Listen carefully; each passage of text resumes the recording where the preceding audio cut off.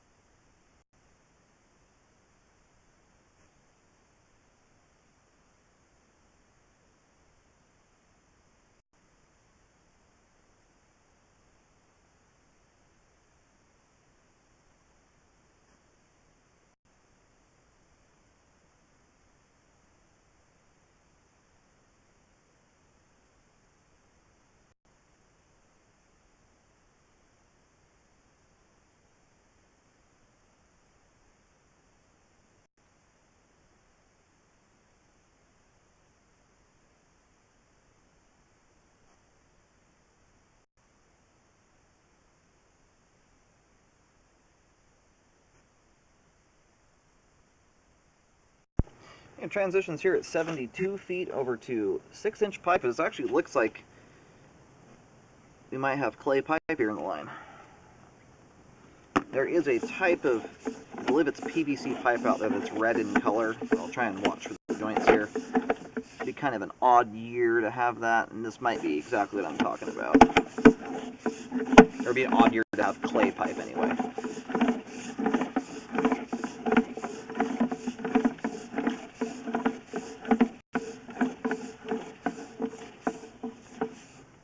Yeah, the main right there you can tell is PVC pipe with that white band there. So this is just it's a red color PVC. You do not see it very often at all, but it's not clay pipe. And here at 97 feet, we have reached the main lateral connection. I'm going to do locates to verify where this is at, and we'll let the line drain out completely before reeling back. Well, located the camera head successfully. The line travels all the way out to the intersection here of Augusta Drive and Torres Pine Court. But it goes all the way out into Torres Pine Court where it terminates at the main there.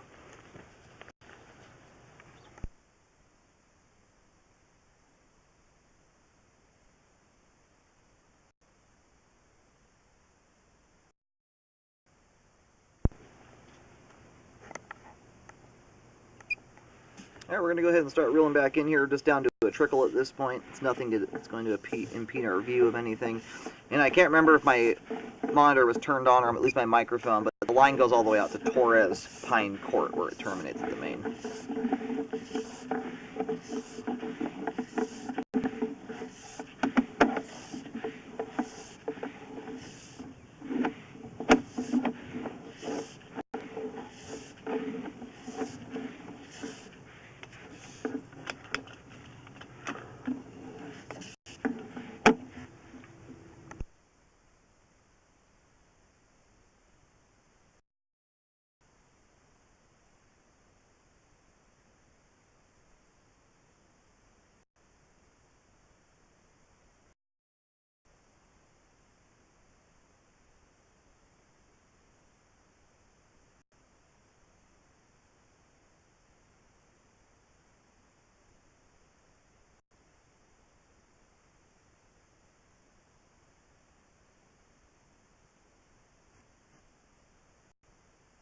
The line comes out. I just went and relocated it here just to get an idea of where the line travels. It comes out from the house and then hangs a left and goes under underneath the driveway and all the way out to Torres.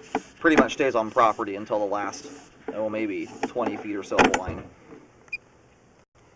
as it crosses into the street.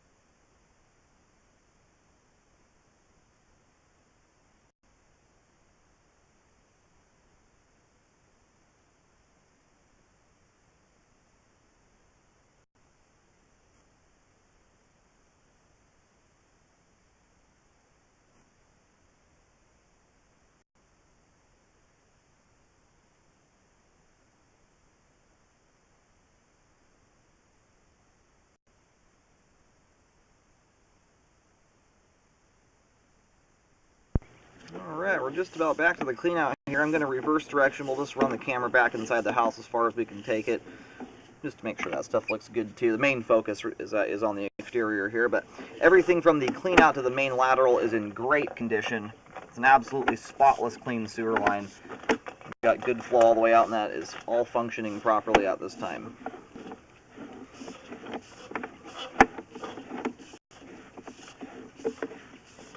Looks like we've got some standing water here in the crawl space. We'll take a good look at that on the way out.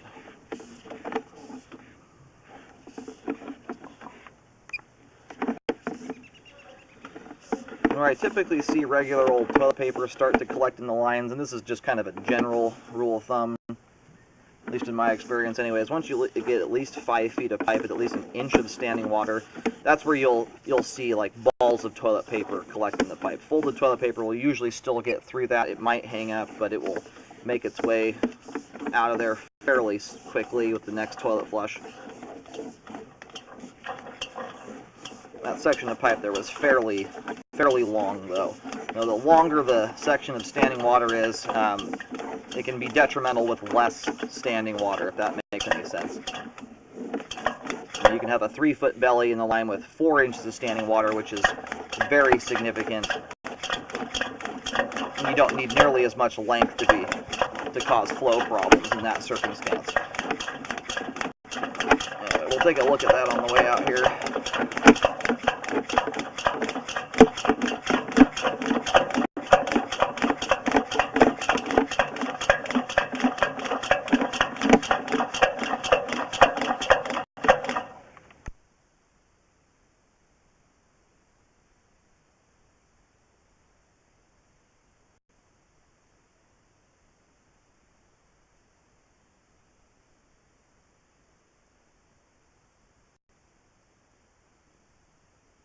That's as far as I can go. We're 61 feet back inside the house. We've covered the vast majority of the main line in there.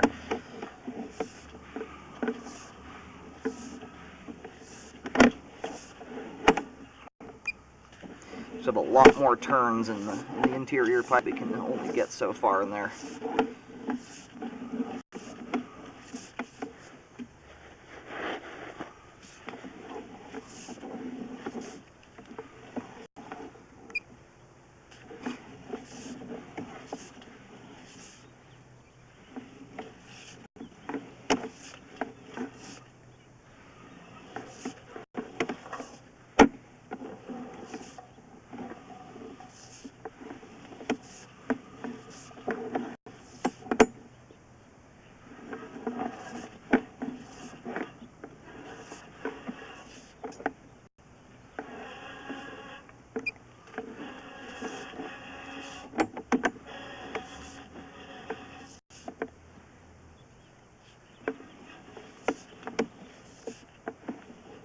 Alright, so here's where the belly's at.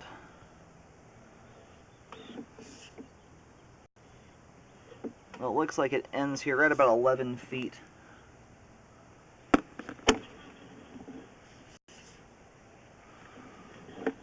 I'm watching the clean out right now. Sometimes pulling the camera back through there can kind of slosh the water out of the belly and make it so it looks like there's less water than there is, but I'm seeing almost absolutely no water coming through the clean out here. So what we're looking at is what this will have in it all the time. So right here, we are just about to the top of the camera lens. We're at about 3/4 of an inch of standing water there. At this point, we're over the lens. We're at an inch of water at that point.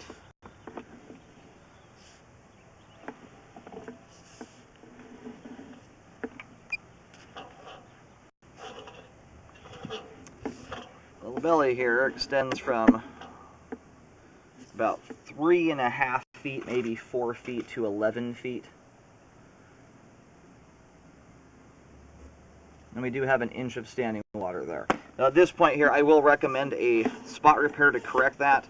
If you don't do a repair, granted, at this point in the line, we're inside the house, so we're where the toilet flush is going to be, you know, at its, for the most part, at its strongest. You know, it's not 100 feet out from the house where stuff starts to kind of slow down. Well, the reason I say that is this has the better chance of clearing out than, you know, a belly that's 100 feet out. By the time the flush gets out there, it's slowed down quite a bit.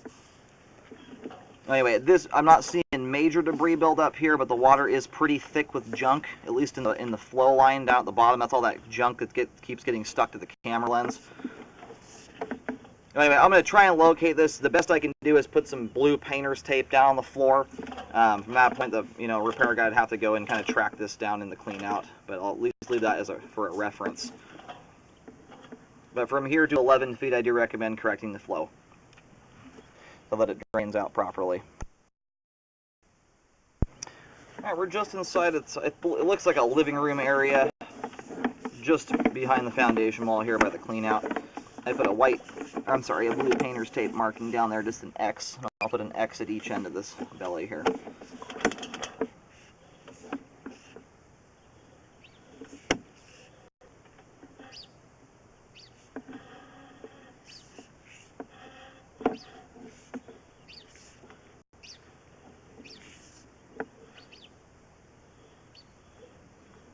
Alright, by 11 feet here, this is where the line starts to drain out. I've got that marked now with a blue X at each end of the belly with a little blue line in between, just outlining it. Again, I recommend a spot repair there to correct that, to improve the flow. If repair is not done, what I usually recommend is re-scoping it in a year to get an idea. Every household lives differently. You might have 2 people in here versus there might be 6 moving in, for all I know. Especially if you have little kids and stuff like that, it's worth doing. That way you can get kind of an idea of whether or not your living habits are causing debris to collect in that belly there. And it's the kind of belly where it doesn't have 3 or 4 inches of water in it. At that point there, that is generally right where I start to see toilet paper build up. So if you're being careful and just putting folded toilet paper down the line, not balling it up into big giant wads, more than likely it's not going to cause you problems. If you start putting cooking oil and grease and stuff down the sink, flushing paper towels, tampons, wipes, all that kind of stuff, that stuff will collect in there quite easily. So as long as you're mindful of that, you know, it's unlikely to cause problems, but it's something that can be problematic if you're not being careful. So that's the reason why I recommend the repair there. But doing a rescope in a year will give you a baseline. You might scope it in a year and see absolutely nothing there, and then from that point you can kind of either live problem-free or kind of know that you may have to either change some habits or possibly drain clean the line every so often to keep debris build up to a minimum. Aside from that, though, the rest of the line's in great shape, has proper flow, and is functioning properly at this time. And at this point, without major debris buildup in that belly, at this point there is still adequate flow. Otherwise, we'd have tons of stuff built up in the line, toilet paper and junk everywhere. So it does have adequate flow and is functioning at this time.